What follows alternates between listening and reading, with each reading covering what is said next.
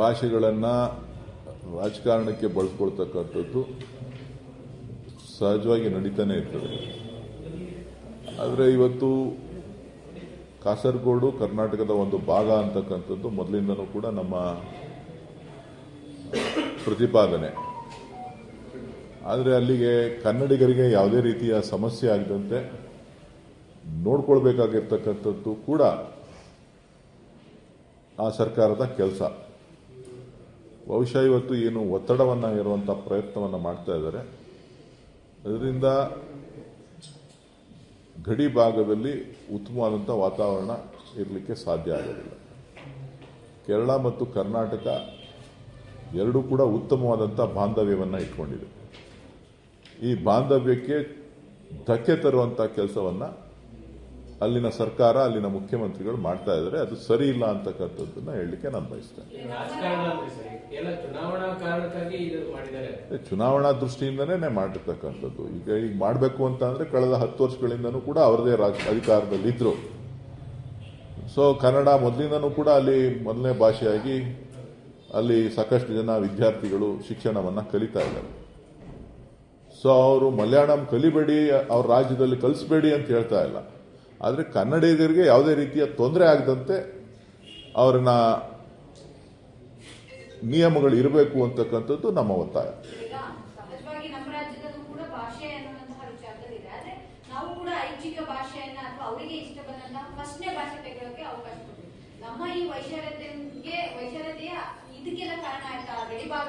ನಾನು ಅದನ್ನೇ ಹೇಳ್ತಾ ಇರೋದು. ಕರ್ನಾಟಕ ಕೇರಳ ಎರಡೂ ಕೂಡ ಒಂದು ಉತ್ತಮವಾದಂಥ ಬಾಂಧವ್ಯವನ್ನು ಇಟ್ಕೊಂಡಿದೆ.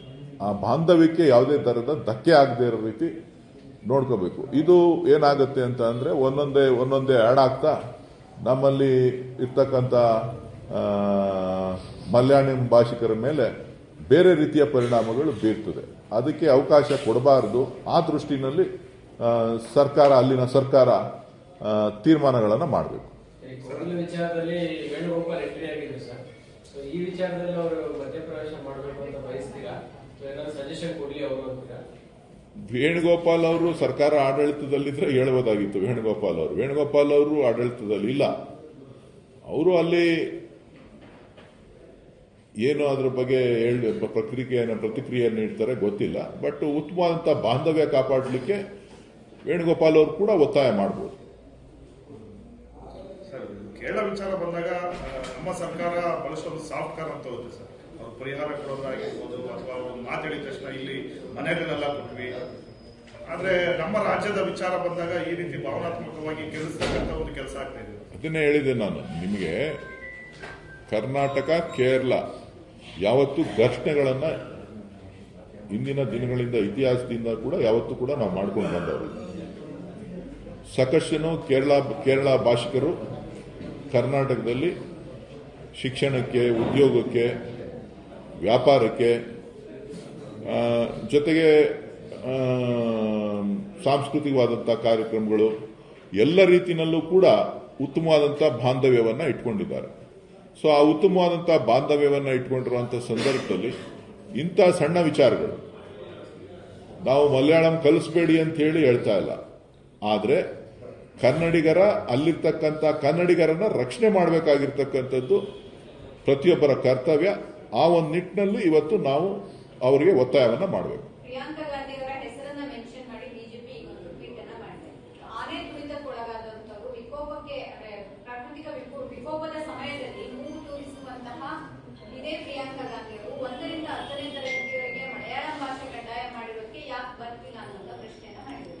ನೋಡಿ, ಬಿಜೆಪಿಯವರಿಗೆ ಪ್ರಿಯಾಂಕಾ ಗಾಂಧಿ ಅವ್ರನ್ನ ಕರೆತರಲಿಲ್ಲ, ಕಾಂಗ್ರೆಸ್ ಪಕ್ಷನ ಕರೆತರಲಿಲ್ಲ ವಿಚಾರಕ್ಕೆ ಅಂತ ಅಂದ್ರೆ ಅವರಿಗೆ ನೆಮ್ಮದಿ ನಿದ್ದೆ ಬರೋದಿಲ್ಲ. ಮೊದಲು ಕರ್ನಾಟಕಕ್ಕೆ, ದಕ್ಷಿಣ ಭಾರತಕ್ಕೆ ಹಿಂದಿಯನ್ನ ಏರಿಕೆ ಮಾಡೋಂಥ ವಿಚಾರದಲ್ಲಿ ಅವರ ನಿಲುವುಗಳೇನು ಅದನ್ನ ಯಾರು ಟ್ವೀಟ್ ಮಾಡಿದ್ದಾರೆ ಅವರು ಸ್ಪಷ್ಟೀಕರಣ ಕೊಡಲಿ. ಅವರು ಮೊದಲು ಹಿಂದಿ ಭಾಷೆಯನ್ನ ಕನ್ನಡಿಗರ ಮೇಲೆ ಏರ್ತಕ್ಕಂಥ ಒಂದು ಪ್ರವೃತ್ತಿಯನ್ನ ಕೇಂದ್ರ ಸರ್ಕಾರ ಏನು ಮಾಡ್ತಾ ಇದೆ ಅದ್ರ ಬಗ್ಗೆ ಸ್ಪಷ್ಟೀಕರಣ ಕೊಡಲಿ, ಅದ್ರ ಬಗ್ಗೆ ಅವರ ನಿಲುವು ತೋರಿಸಲಿ. ಅನವಶ್ಯಕವಾಗಿ ಇಲ್ದೇ ಇರೋ ವಿಚಾರಕ್ಕೆ ಪ್ರಿಯಾಂಕಾ ಗಾಂಧಿ ಅವರನ್ನ ಕರ್ತಕ್ಕಂಥದ್ದು, ಇದರಿಂದ ರಾಜಕೀಯವಾದ ಏನೋ ನಾನು ಮಾತಾಡಿದೆ ಅಂತ ಹೇಳಿ ಹೇಳ್ತಕ್ಕಂಥದ್ದು ಸರಿಯಲ್ಲ.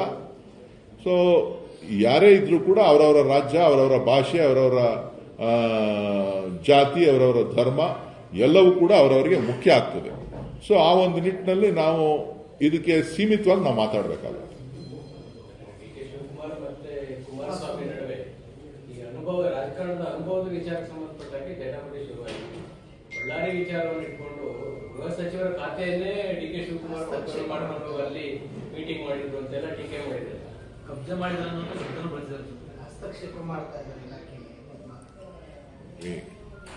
ಕುಮಾರಸ್ವಾಮಿ ಇದನ್ನೆಲ್ಲ ಬಿಡಿ, ದಯವಿಟ್ಟು ಆ HMT ಅವರಿಗೆ ನ್ಯಾಯ ಕೊಡಿಸಿ. ಸುಮ್ಮನೆ ಯಾಕೆ ಇಲ್ದೇ ಇರೋದನ್ನೆಲ್ಲ ಹೇಳಕ್ ಬರ್ತೀರಿ? ಆ ಗಾಣಗ ರವಿ ನಮ್ಮ ಶಾಸಕರು 100 ಎಕರೆ ಜಾಗ ಕೊಟ್ಟಿದ್ದಾರಂತೆ, ಇಡ್ಕೊಟ್ಟಿದ್ದಾರಂತೆ. ಅವ್ರಿಗೆ ಎಲ್ಲಿದೆ ಅಧಿಕಾರ ಅಂತ ಅಂದ್ರೆ ಅವ್ರಿಗೆ ಅಧಿಕಾರ ಇದೆಯೋ ಇಲ್ವೋ? ಜಾಗ ತೋರಿಸಿದ್ದಾರೆ, ಸರ್ಕಾರಿ ಜಾಗ ಗುರುತಿಸಿದ್ದಾರೆ. ಅಲ್ಲಿಯ ಜನರಿಗೆ ಉದ್ಯೋಗ ಕೊಡಿಸ್ಲಿಕ್ಕೆ ನಿಮ್ಮ ಇಲಾಖೆಯಿಂದ ಏನ್ ಮಾಡ್ತೀರಿ ಅದನ್ನೇ ಹೇಳಿ. ಕೇವಲವಾದಂತಹ ಮಾತುಗಳನ್ನು ಆಡೋದನ್ನ ಬಿಟ್ಟು ರಾಜ್ಯದ ಹಿತವನ್ನ ಕಾಪಾಡೋದನ್ನ ಕಲ್ತ್ಕೊಳ್ಳಿ. HMT ಉದ್ಧಾರ ಮಾಡೋದಕ್ಕೆ ಹೇಳ್ತಿದ್ರಲ್ಲ, ಅದನ್ನ ಮಾಡಿ.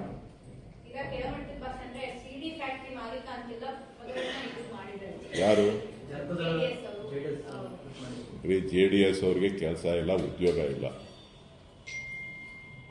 ಫ್ಯಾಕ್ಟ್ರಿ ಎಲ್ಲ ಇದ್ದಿದ್ದು ಹಾಸನದಲ್ಲಿ, ಹೊಳೆನರಸೀಪುರದಲ್ಲಿ. ಹೊಳೆನರಸೀಪುರಕ್ಕೆ ಹೋಗಿ ಕೇಳ್ಕೊಳ್ಳಿ, ಹೊಳೆನರಸೀಪುರಕ್ಕೆ ಹೋಗಿ ಕೇಳಲಿ, ಪದ್ಮನಾಭ ನಗರಕ್ಕೆ ಹೋಗಿ ಕೇಳಲಿ ಎಲ್ಲಿ ಫ್ಯಾಕ್ಟ್ರಿ ಇತ್ತು. ಯಾರು ಬೇಡ ಅಂದವರು? ಫ್ಯಾಕ್ಟ್ರಿ ಎಲ್ಲಿತ್ತು ಅಂತ ಅಲ್ಲೇ ಕೇಳ್ಕೊಳ್ಳಿ, ಯಾರು ಬೇಡ ಅಂದವರು? ಫ್ಯಾಕ್ಟ್ರಿ ಯಾರು ಮ್ಯಾನುಫ್ಯಾಕ್ಚರ್ ಮಾಡ್ತಾ ಇದ್ರು ಗೊತ್ತಿದೆಯಲ್ಲ ಈಗ. ಹೊಳೆನರಸೀಪುರ ಇನ್ನ ಬೇಕಾ? ಹಾಸನಕ್ಕಿನ್ನ ಉದಾಹರಣೆ ಬೇಕಾ? ಇಡೀ ದೇಶದಲ್ಲಿ ಅತ್ಯಂತ ಹೀನಾಯವಾದ ಕೃತ್ಯ ಯಾವುದಾದ್ರೂ ಒಬ್ಬ ಇತ್ತು ಅಂತ ಅಂದ್ರೆ ಅದು ಹಾಸನ ನಡೆದಂತ ದುರ್ಘಟನೆ. ಅದ್ರ ಬಗ್ಗೆ ಒಂದು ವಿಷಾದ ವ್ಯಕ್ತಪಡಿಸಕ್ಕಾಗದೇ ಇರುವಂತ JDSನ ಮುಖಂಡರುಗಳು ಯಾರ್ಯಾರು ಟ್ವೀಟ್ ಮಾಡ್ತಾ ಇದ್ದಾರೆ, ಅವರುಗಳಿಗೆ ಈ ಬೇರೆದ್ರ ಬಗ್ಗೆ ಮಾತಾಡೋದಕ್ಕೆ ನೈತಿಕತೆ ಎಲ್ಲಿದೆ?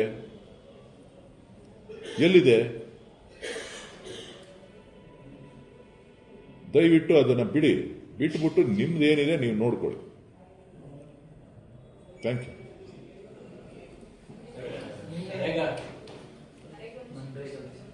ಹೋರಾಟ ಶುರು ಮಾಡಿದ್ದಾರೆ ಕಾನೂನಾತ್ಮಕವಾಗಿರ್ಬೋದು, ಮತ್ತೆ ಕೇಂದ್ರ ಸರ್ಕಾರದ ವಿರುದ್ಧ ಹಳ್ಳಿಗಳಲ್ಲಿ ಕೂಡ ಪಾದಯಾತ್ರೆ ಮಾಡಬೇಕು. ಈಗಾಗಲೇ ಕಾಂಗ್ರೆಸ್ ಪಕ್ಷ ಅಧ್ಯಕ್ಷರು ಉದ್ಯೋಗ ಖಾತ್ರಿ ಯೋಜನೆ ಇದೊಂದು ಕಾನೂನಾತ್ಮಕವಾಗಿ ಅಧಿಕಾರವನ್ನ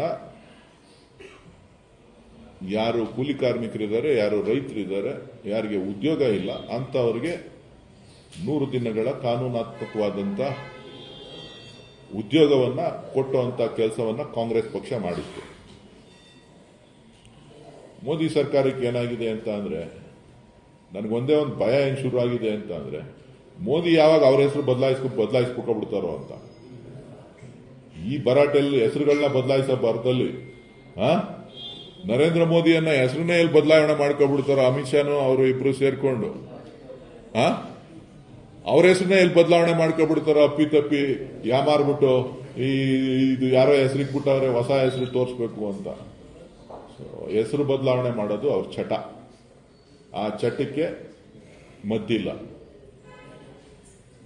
ಅವರು ಈ ದೇಶದ ಆರ್ಥಿಕ ಪರಿಸ್ಥಿತಿಯನ್ನ ಯಾವ ರೀತಿ ನೀವು ಮಾಧ್ಯಮದವ್ರು ನೀವು ಹೇಳದೇ ಇಲ್ಲ. $15 ಮಾಡ್ತೀನಿ ಅಂತ ಹೇಳಿದ್ರು ನಮ್ಮ ಬಿಜೆಪಿ ನಾಯಕರೆಲ್ಲ. ಡಾಲರ್ ಬೆಲೆ $15, ನರೇಂದ್ರ ಮೋದಿ ಬಂದ್ರೆ $15 ಬರ್ತದೆ ಅಂತ ಹೇಳಿದ್ರು. ಇನ್ಕಮ್ ಟ್ಯಾಕ್ಸ್ ವಜಾ ಆಯ್ತದೆ ಅಂತ ಹೇಳಿದ್ರು. ಅದ್ರ ಬಗ್ಗೆ ಎಲ್ಲ ನೀವೇನು ಕೇಳೋದು ಇಲ್ಲ, ಹೇಳೋದು ಇಲ್ಲ. ಏನ್ ಮಾಡ್ಲಿ ನಾನು? ಯಾವ್ದ್ರ ಬಗ್ಗೆ ಹೇಳೋಣ? ಈಗ $15 ಆಗಿದ್ಯಾ? $92 ಆಗಿದೆ, $91 ಆಗಿದೆ, $51, $52 ಇದ್ದಾಗ ಡಾಕ್ಟರ್ ಮನಮೋಹನ್ ಸಿಂಗ್ ಅವರನ್ನ ಆರ್ಥಿಕತೆ ಬಗ್ಗೆ ಸಾಕಷ್ಟು ಟೀಕೆ ಟಿಪ್ಪಣಿಗಳನ್ನ ಇದೇ ಭಾರತೀಯ ಜನತಾ ಪಕ್ಷ ಮಾಡಿತ್ತು. ಕಳೆದ 10-12 ವರ್ಷಗಳಲ್ಲಿ ಇವತ್ತು $40 ಡಾಲರ್ ಬೆಲೆ ಏರಿಕೆ, ರೂಪಾಯಿ ಮೌಲ್ಯ ಕುಸಿತ ಕಂಡಿದೆ. ಅದಕ್ಕೆ ಯಾರು ಕಾರಣ? ಕಾಂಗ್ರೆಸ್ ಕಾರಣನಾ? ಅದಕ್ಕೋಸ್ಕರನೇ ನಾ ಹೇಳಿದ್ದು ನರೇಂದ್ರ ಮೋದಿ ಹೆಸರನ್ನ ಬದಲಾವಣೆ ಮಾಡಿಕೊಂಡ್ರೆ ಆಗ ಹೊಸ ಹೆಸರು ಟೈಟ್ಲ್ ಕೊಟ್ಬಿಡ್ಬೋದು ಅದಕ್ಕೆ. ನಿನ್ನೆ ಇಕ್ಬಾಲ್ ಶಿವಗಂಗ ಭೇಟಿ ಹೇಗಿದೆ ಸರ್ ತಮಗೆ? ಸಂಕ್ರಾಂತಿ ನಂತರ ಏನಾದರೂ ಡೆಲ್ಲಿಗೆ ಹೋಗ್ಲಿಕ್ಕೆ ಕೆಲವು ಶಾಸಕರುಗಳು ರೆಡಿಯಾಗಿರುವಂಥದ್ದು, ಅವ್ರಿಗೂ ಆಶೆ ಇರುವಂಥದ್ದು, ಡಿ.ಕೆ. ಶಿವಕುಮಾರ್ ಸೇವ್ ಮಾಡಬೇಕು ಅಂತ. ಎಲ್ರಿಗೂ ಆಸೆ ಇದೆ, ನನಗೂ ಆಸೆ ಇದೆಯಪ್ಪ. ನನಗೆ ಆಸೆ ಇಲ್ಲ ಅಂತ ಯಾವ ಥರ ಹೇಳಿದ್ದೀನ ನಾನು? ಡಿ.ಕೆ. ಶಿವಕುಮಾರ್ ಎಲ್ಲ ನಾನು ಯಾವ ಥರ ಆಸೆ ಇಲ್ಲ ಅಂತ ಹೇಳಿದ್ದೀನ? ನಿನ್ನೆ ಅವರು ರಾಮೋತ್ಸವ ಮಾಡ್ತಾ ಇದ್ದಾರೆ ಅವ್ರ ತಾಲೂಕಿನಲ್ಲಿ. ಸೊ ಹಾಗಾಗಿ ರಾಮೋತ್ಸವ ಕಾರ್ಯಕ್ರಮಕ್ಕೆ ಆಹ್ವಾನ ಬರಬೇಕು ಅಂತ ಹೇಳಿ ಅವರ ಪಕ್ಷದ ಎಲ್ಲ ಮುಖಂಡರುಗಳು ಬಂದು ಆಹ್ವಾನವನ್ನು ಮಾಡಿದ್ರು. ರಾಮೋತ್ಸವ ಕಾರ್ಯಕ್ರಮಕ್ಕೆ ಬರಬೇಕು ಅಂತ ಹೇಳಿ. ಇವತ್ತು ಕುಣಗದ ಉತ್ಸವ ಇದೆ, ಪ್ರತಿಭಾ ಪುರಸ್ಕಾರ ಇದೆ, ಅಲ್ಲಿಗೆ ಹೋಗ್ತಾ ಇದ್ದೀನಿ. ಬನ್ನಿ ನೀವು. ಸಂಕ್ರಾಂತಿ ನಂತರ ಉತ್ತರಾಯಣ ಪುಣ್ಯಕಾಲ ಆರಂಭ ಆಗುತ್ತೆ. ಏನಾದ್ರು ನೀವು ಗಳಿಗೆ ಮುಹೂರ್ತ ಫಿಕ್ಸ್ ಮಾಡಿದ್ರೆ ಸರಿ ಹೋಗುತ್ತೆ. ನೀವು ಇನ್ನೂ ಫಿಕ್ಸ್ ಮಾಡಿಲ್ವಲ್ಲ? ಶುಭಗಳಿಗೆ ಶುಭಗಳಿಗೆ ಶುಭ ಲಗ್ನ ಎಲ್ಲ ನೀವು ಫಿಕ್ಸ್ ಮಾಡಿದ್ರೆ ನಡೆಯುತ್ತೆ. ಯಾವಾಗ ನೀವು ಫಿಕ್ಸ್ ಮಾಡಿದಾಗ ಶಾಸಕರೇ ಫಿಕ್ಸ್ ಮಾಡ್ತಾ ಇದ್ರು, ಯಾಕೋ ಈಗ ಸುಮ್ಮನಾಗಿದ್ದಾರೆ. 9ನೇ ಅದೇ ಯಾಕೆಂದ್ರೆ ಸರ್ ಈಗ ಶಾಸಕರು ಡೆಲ್ಲಿಗೆ ಹೋಗಿ ಬಂದಿದ್ದು ಎಲ್ಲ ನೋಡಿದ್ವಿ. ಅಧಿವೇಶನ ಆದ್ಮೇಲೆ ಕರೆದು ಒಂದು ತೀರ್ಮಾನ ಮಾಡ್ತಾರೆ ಅಂತ ನಿರೀಕ್ಷೆಗಳು ಶಾಸಕರಲ್ಲಿ ಸಹಜವಾಗಿ ಡೆವಲಪ್ಮೆಂಟ್ ಆದ್ಮೇಲೆ ಎಲ್ಲರಲ್ಲೂ ಆ ನಿರೀಕ್ಷೆ ಇತ್ತು. ಇಲ್ಲಿಯ ತನಕ ಹೈಕಮಾಂಡ್ ಆ ಥರ ನಿರ್ಧಾರ ಹೋಗದೇ ಇರೋದು. ಹೈಕಮಾಂಡ್ ಇನ್ನೂ ಈ ವಿಚಾರಕ್ಕೆ ಇನ್ನೂ ನೀವು ಮುಹೂರ್ತ ಫಿಕ್ಸ್ ಮಾಡಿ ತೆಗೆದುಕೊಳ್ಳೋದಕ್ಕೆ ರೆಡಿ ಇಲ್ವಾ? ನೀವು ಮುಹೂರ್ತ ಫಿಕ್ಸ್ ಮಾಡೋದನ್ನ ಕಾಯ್ತಾ ಇದ್ದೀವಿ. ಡಿ.ಕೆ. ಶಿವಕುಮಾರ್ ಆಸಾಮ್ ಉಸ್ತುವಾರಿ ಆ ಡಿ.ಕೆ. ಶಿವಕುಮಾರ್ ಅವರು ಶಿಕ್ಷಕರಾಗಿ ಬೇರೆ ನೆಲೆಸಿದ್ದಾರೆ. ಚುನಾವಣೆ ಪ್ರಕ್ರಿಯೆಗಳು ನಡಿಬೇಕಾದ್ರೆ ಚುನಾವಣೆಯಲ್ಲಿ ಒಂದಷ್ಟು ಮೇಲುಸ್ತುವಾರಿಯನ್ನ ಹಾಕುವಂಥದ್ದು ನಮ್ಮ ರಾಜ್ಯಕ್ಕೂ ಸಾಕಷ್ಟು ಜನ ವೀಕ್ಷಕರನ್ನ ನೇಮಕ ಮಾಡಿದ್ರು. ಸೊ ಚುನಾವಣಾ ಪ್ರಕ್ರಿಯೆ ಬಗ್ಗೆ ಒಂದು ಅವರನ್ನ ನಿಯೋಜನೆ ಮಾಡಿದ್ದಾರೆ. ಅದು ಅವರ ಪಕ್ಷದ ಕೆಲಸ ಮಾಡ್ತಾರೆ. ಜಾರ್ಜ್ ಅವ್ರನ್ನು ಮಾಡಿದ್ದಾರೆ ಕೇರಳಗೆ. ನಿರಂತರ ಅವ್ರ ಬೆಂಬಲಿಗರು ಮತ್ತು ಕಾರ್ಯಕರ್ತರ ಆಶೆ ಯಾವಾಗ ಈಡೇರುತ್ತೆ? ನೀವು ಮುಹೂರ್ತ ಫಿಕ್ಸ್ ಮಾಡಿದಾಗ ನಾವಲ್ಲ ಸರ್, ಹೈಕಮಾಂಡ್ ಸರ್ ಏನ್ ಸರ್ ಈಗ ಸದ್ಯ ಜನವರಿಯಲ್ಲೇ ಏನೋ ಒಂದು ಗುಡ್ ನ್ಯೂಸ್ ಬರುತ್ತೆ ಅಂತ ನಿರೀಕ್ಷೆಯಲ್ಲಿದ್ರು. ಈಗ ಸಡನ್ ಆಗಿ ಅಸ್ಸಾಂಗೆ ಹಾಕಿರ್ತಕ್ಕಂಥ ಒಂದು ಹಿನ್ನೆಲೆಯಲ್ಲಿ ಇನ್ನೊಂದು ಮುಂದ್ಗಡೆ ಹೋಗ್ತಾರೆ. ಏನಿಲ್ಲ ಗುರು, ನೀವು ಮುಹೂರ್ತ ಫಿಕ್ಸ್ ಮಾಡಿದ್ರೆ ಆಯ್ತು, ಕ್ಲೋಸ್. ಹೈಕಮಾಂಡ್ ಮಾಡಬೇಕು. ಈಗ ನೀವೇ ಹೈಕಮಾಂಡ್ ನನಗೆ. ನಾವು ಸರ್ ಹಿಂದೆ ಸರ್ ಮಾರ್ಚ್ 31 ತನಕ ಏನಾಗಲ್ಲ ಅದ್ರ ಬಗ್ಗೆ ಮಾತಾಡಕ್ ಹೋಗ್ಬೇಡಿ ಅಂತ ರಾಜಣ್ಣ ಅವರು ಹೇಳ್ತಾರೆ. ಅವರು ಹಿರಿಯ ನಾಯಕರಿದ್ದಾರೆ, ಅವರ ಸಲಹೆಗಳನ್ನ ಕಾದ್ ನೋಡೋಣ. ಏನೇನು ಸಲಹೆಗಳು ಕೊಡ್ತಾರೆ, ಯಾರ್ಯಾರ ಸಲಹೆಗಳು ಏನೇನು ಕೊಡ್ತಾ ಇರ್ತಾರೆ, ಕಾದ್ ನೋಡೋಣ. ಸರ್ ಮತ್ತೆ ಕುಮಾರಸ್ವಾಮಿ ಸ್ಟೇಟ್ ಪಾಲಿಟಿಕ್ಸ್ ಏನೋ ವಾಪಸ್ ರೀ ಎಂಟ್ರಿ ಬರ್ತಾರಂತೆ. ಡ್ಯಾಡಿ ಸೋಮ್ ಅಂತೆಲ್ಲ ನೆನ್ನೆಲ್ಲ ಯಾರು ಡ್ಯಾಡಿ? ಸೋಷಿಯಲ್ ಮೀಡಿಯಾದಲ್ಲಿ ಹಾಕಿದ್ದಾರೆ. ಏನಂತ? ಡ್ಯಾಡಿ ಸೋಮ. ಡ್ಯಾಡಿ ಸೋಮ ಅಂದ್ರೆ ಏನು? ಬ್ಯಾಕ್ ಹೋಮ್ ಅಂತ ಡ್ಯಾಡಿಸಮ್ ಅಂದ್ರೆ ಮತ್ತಷ್ಟು ಪ್ರಭಾವಿತವಾಗಿ ನಾನು ಬರ್ತೀನಿ, ರೀ ಎಂಟ್ರಿ ಕೊಡ್ತಿದ್ದೀನಿ ಅಂತ ಅರ್ಥ ಸರ್. ಒಳ್ಳೆ ಚೆನ್ನಾಗಿ. ರಾಜೀನಾಮೆ ಕೊಟ್ಟ ಮೇಲೆ ತಾನೇ ಅದ್ರ ಮಾತು.